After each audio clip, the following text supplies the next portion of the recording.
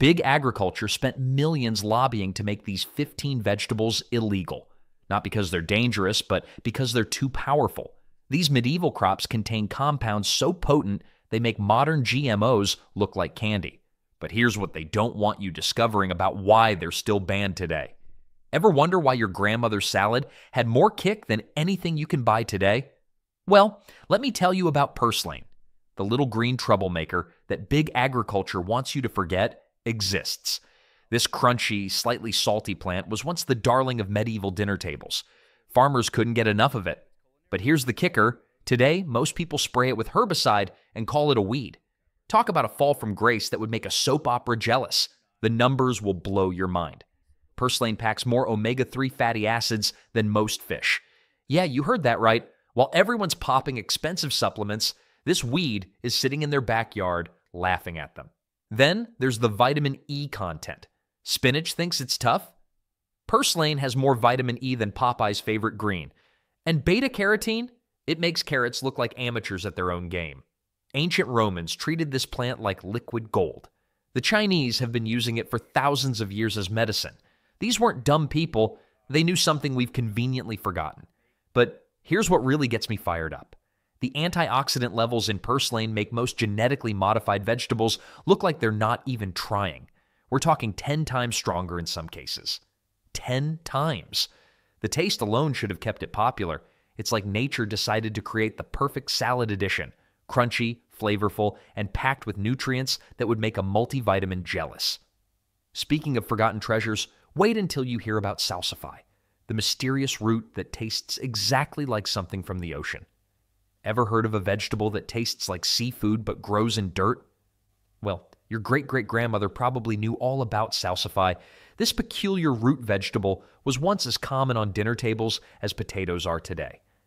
But here's the kicker. Big agriculture wanted nothing to do with it. Why? Because salsify takes its sweet time growing. We're talking 8 to 9 months from seed to harvest.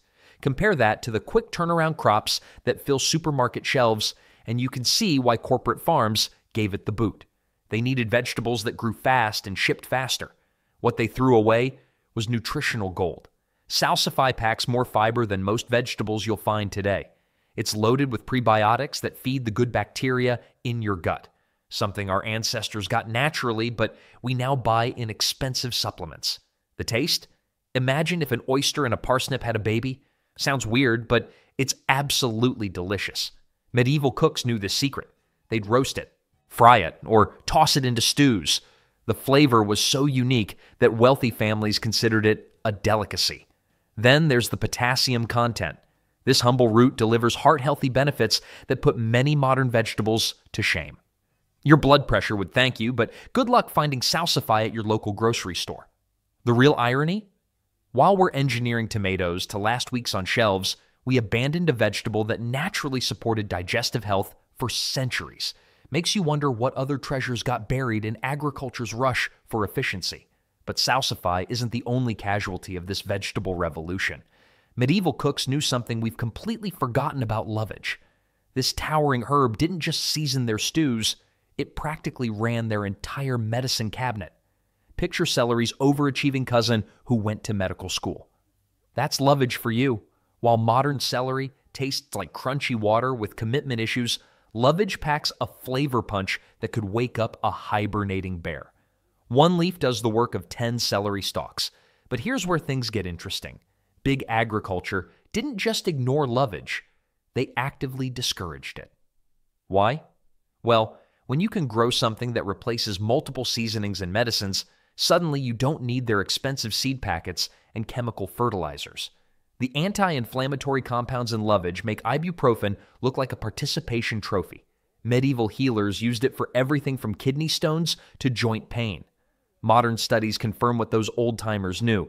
Lovage contains quercetin and other compounds that actually reduce inflammation at the cellular level. Then there's the practical magic. Every single part of this plant works over time.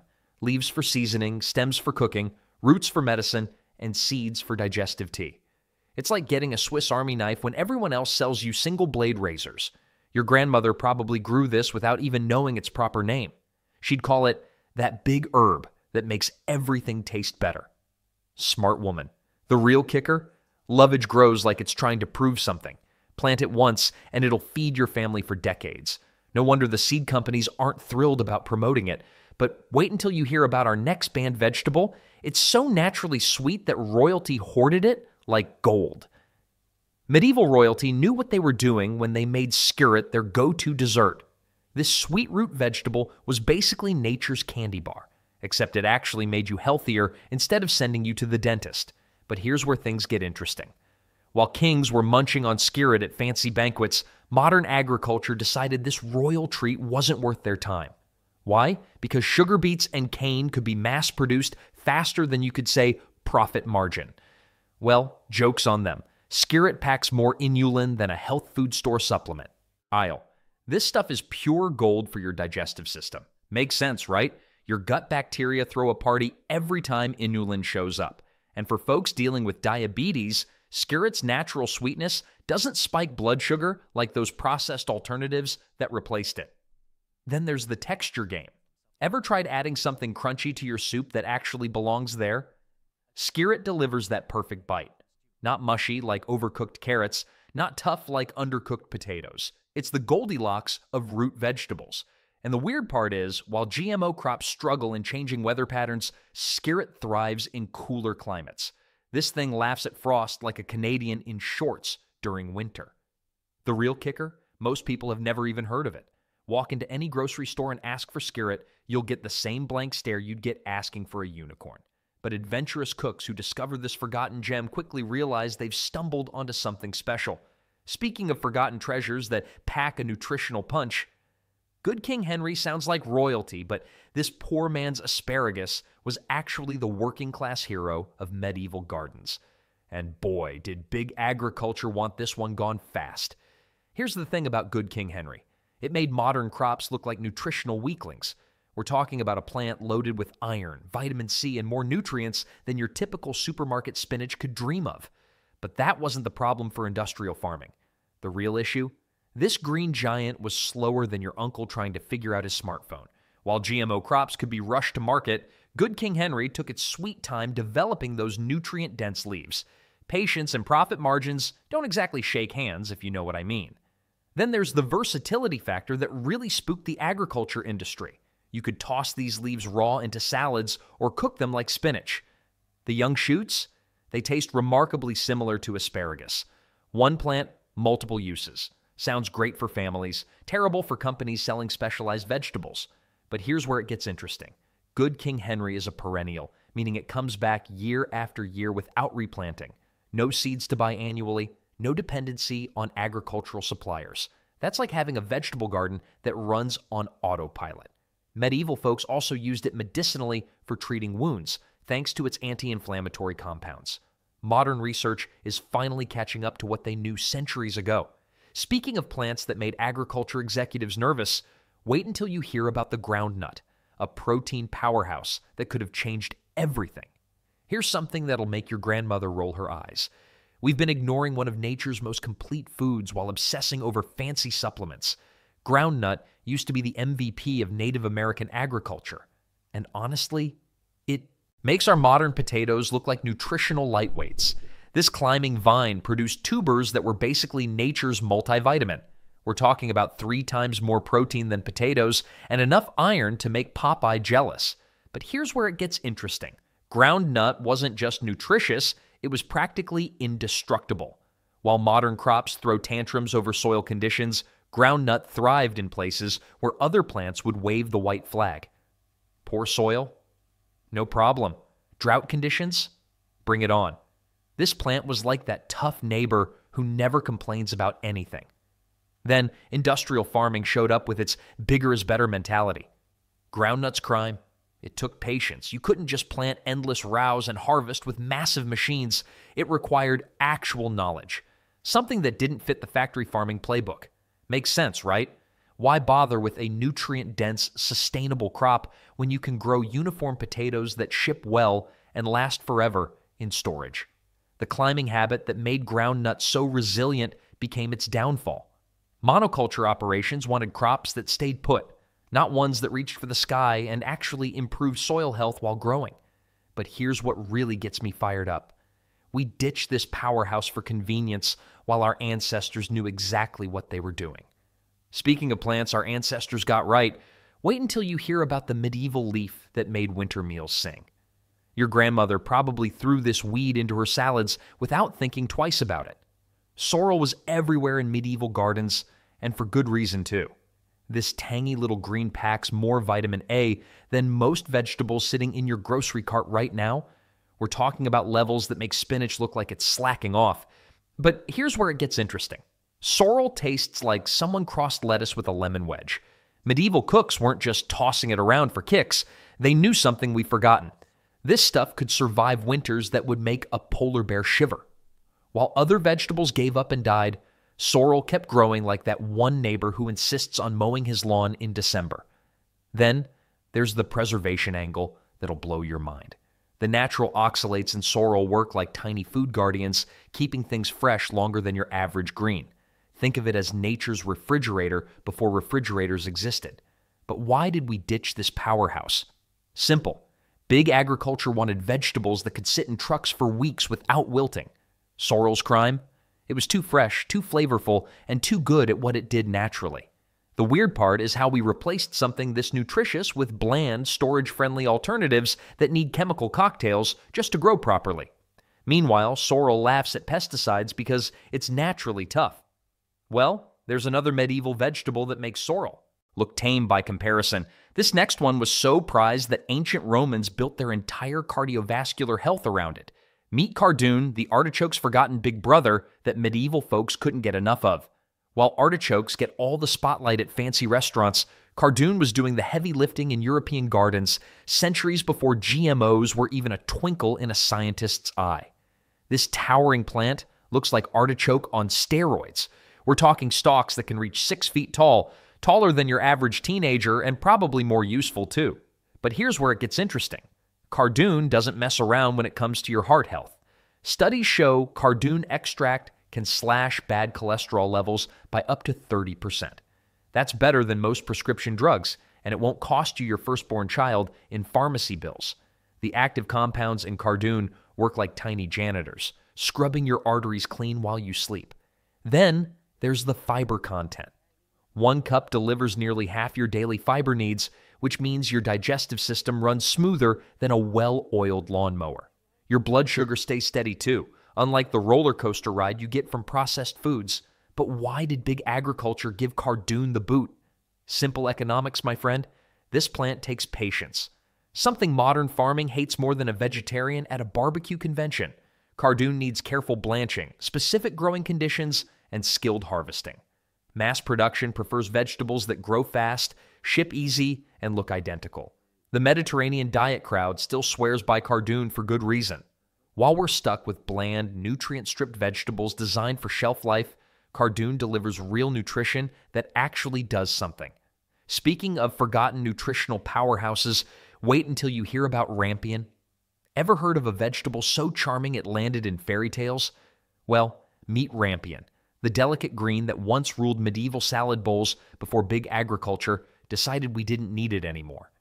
Back in the day, people went absolutely crazy for rampion's slightly sweet leaves. Think of the mildest radish you've ever tasted, then make it even gentler.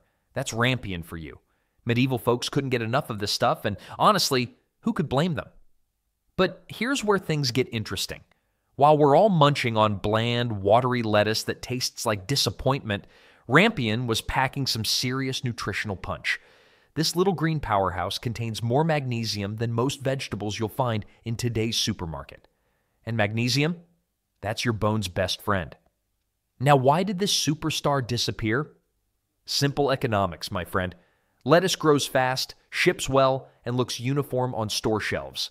Rampion takes its sweet time and doesn't photograph as nicely for Instagram. So guess which one won the popularity contest? The funny thing is, rampion practically grows itself. It's tougher than a $2 steak when it comes to pests and diseases. While modern crops need constant babying and chemical treatments, rampion just shrugs off problems like they're nothing. You might recognize this plant from Rapunzel. Yes, that fairy tale. The whole story starts because someone desperately wanted rampion from a witch's garden. Makes sense, right? But here's what really gets me fired up about the next vegetable on our list. The Romans didn't mess around when it came to food. While they were busy conquering the world, they also conquered dinner plates with something called Alexanders. Think of it as celery's overachieving older brother who went to medical school.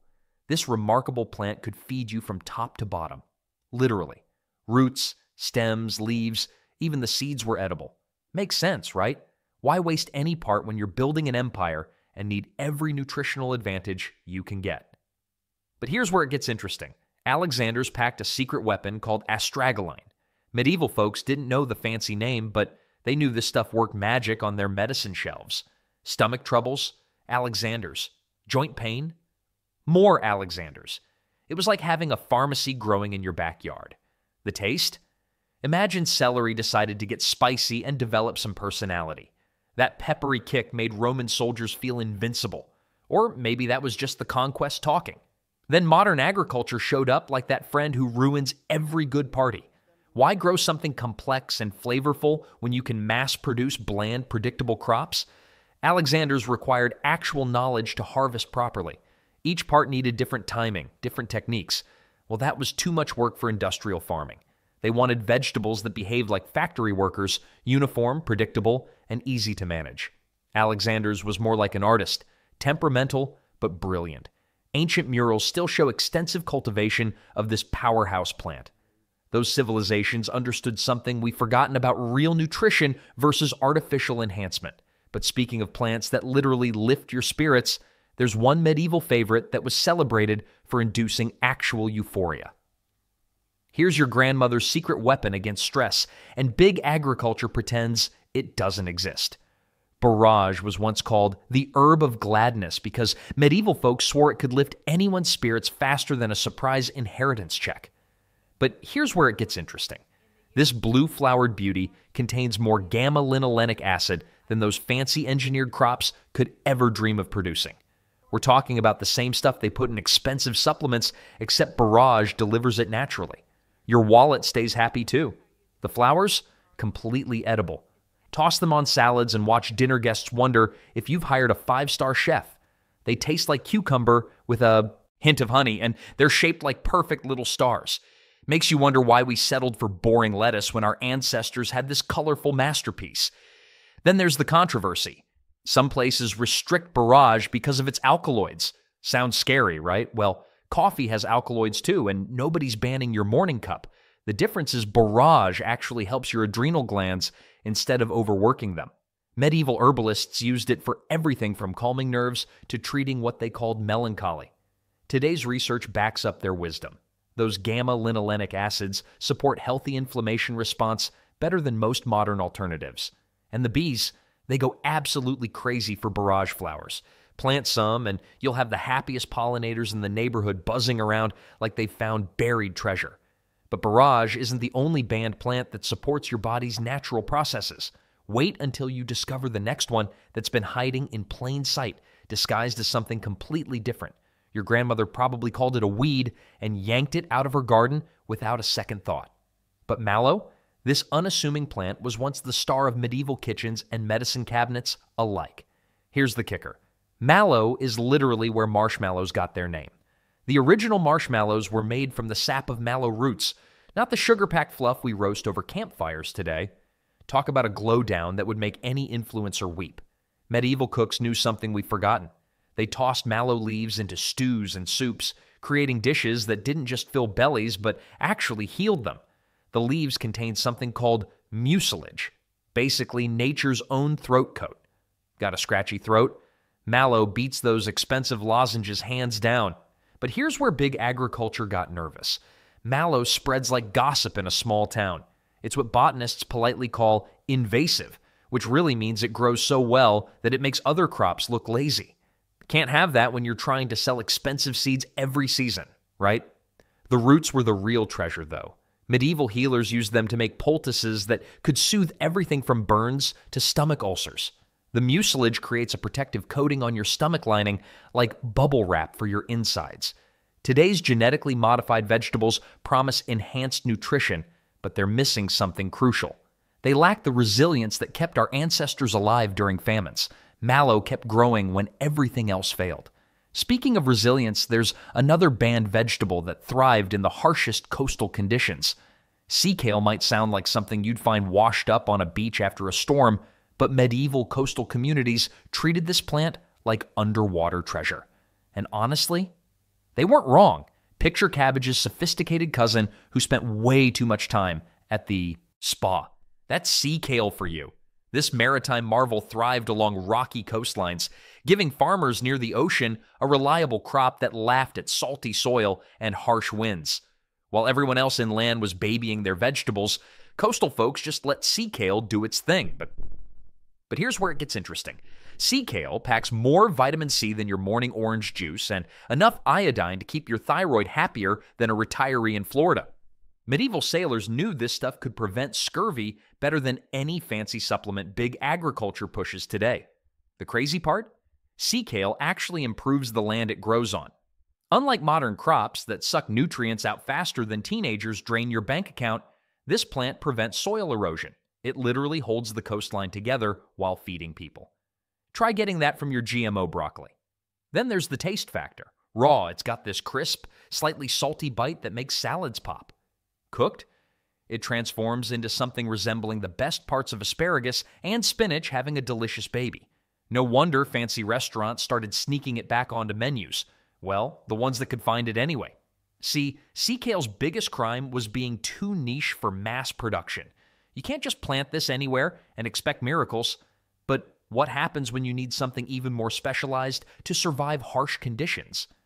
Ever seen a vegetable that looks like it belongs in a fancy restaurant but grows like a weed in your backyard? Meet the asparagus pea, the overachiever that got kicked out of modern farming for being too interesting. This little beauty produces pods that taste remarkably like asparagus, but here's the kicker, it's actually a legume. Think of it as nature's practical joke on botanists everywhere.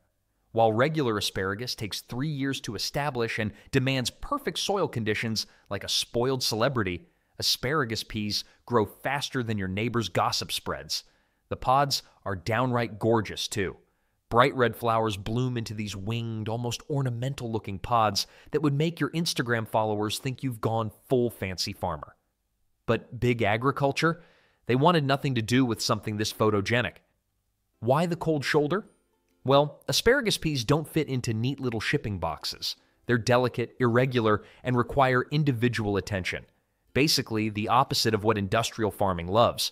Plus, they peak at exactly the right moment and won't wait around for your convenience. Here's what really gets me fired up about this plant. It actually improves soil quality while it grows. Unlike many GMO crops that drain nutrients faster than teenagers empty a refrigerator, asparagus peas fix nitrogen naturally. They're basically doing the soil a favor while producing food. The folate content rivals expensive supplements, and the fiber keeps your digestive system happier than a retiree with unlimited buffet access. Makes sense why medieval gardeners treasured these little gems, right? But there's one final vegetable that might surprise you even more. Most people rip chickweed out of their gardens like it's public enemy number one. But here's the kicker. Our medieval ancestors treated this weed like green gold. They knew something we've completely forgotten. Chickweed grows faster than gossip at a church potluck. Within just weeks of planting, you can harvest tender leaves that pack more vitamin C than your average orange. Makes sense why sailors used to gobble this stuff up to prevent scurvy, right? Well, big agriculture had other plans. They convinced everyone that chickweed was nothing but a troublesome pest. Meanwhile, they pushed their uniform crops that look pretty on store shelves but deliver about as much nutrition as cardboard. The weird part is, chickweed thrives everywhere. Poor soil? No problem. Drought conditions? It laughs in the face of dry weather. This little powerhouse contains saponins, natural compounds that act like nature's anti-inflammatory medicine. Medieval folks made poultices from it to treat wounds and skin problems. But why did we abandon such a reliable food source? Simple economics. You can't patent a weed that grows wild in every backyard. There's no money in telling people they can harvest free salad greens from their lawn.